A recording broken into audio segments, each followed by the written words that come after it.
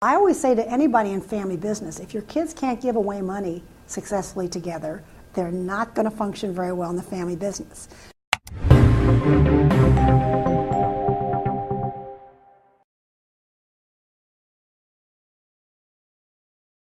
Hello, I'm Dan Richards. Welcome to Money Insights.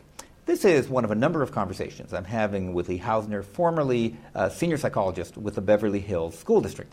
And Lee, I want to talk to you about the role of charitable giving in affluent families, particularly as it relates to kind of communication with their children. I think that the whole philanthropic initiative of a family is critical for healthy families.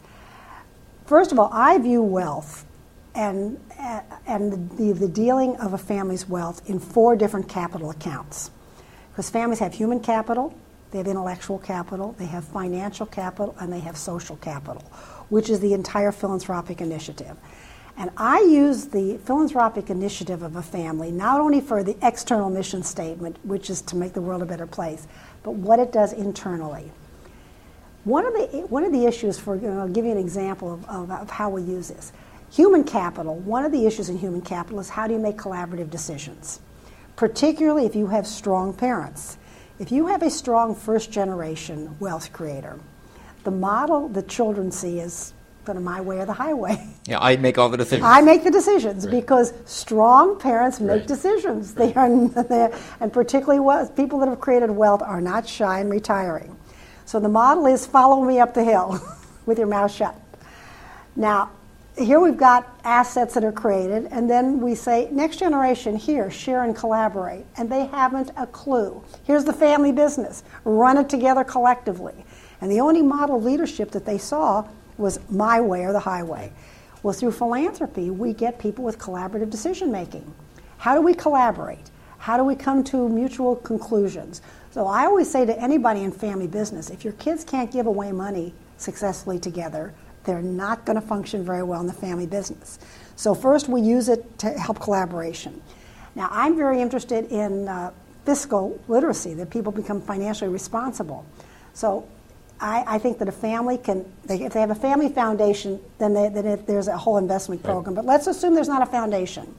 I think you take a sum of money that you want to give to philanthropy and you let kids watch how it gets invested. You make a separate investment pool, and you let them understand how you invest money to make returns that then you will then give to charity. And are they participating? They are participating. So absolutely. they're helping decide where you should they're invest that money. They're making the decision. And see. Also now let's look at the charity that we want to give money. Let's look at the balance sheet. Let's do some due diligence and see how they use the money.